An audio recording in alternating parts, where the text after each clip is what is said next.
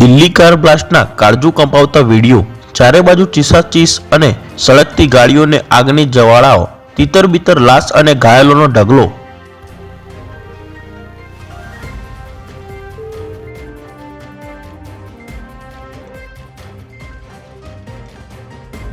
દિલ્હી બ્લાસ્ટમાં 8થી વધુ લોકોના મોત, 24થી વધુ લોકો ઇજાગ્રસ્ત। દિલ્હી બ્લાસ્ટ બાદ અમદાવાદમાં પણ હવે હાઈ એલર્ટ આપવામાં આવ્યું।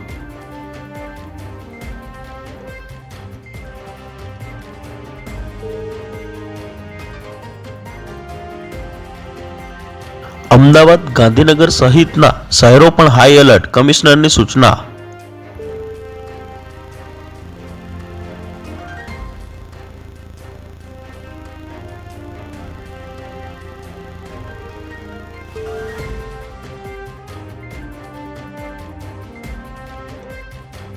મુંબઈ, ઉત્તર પ્રદેશ, કોલકાતા પણ હાઈ એલર્ટ જાહેર કરવામાં આવ્યું। હવે દિલ્હી બાદ ગુજરાત પણ હાઈ એલર્ટ।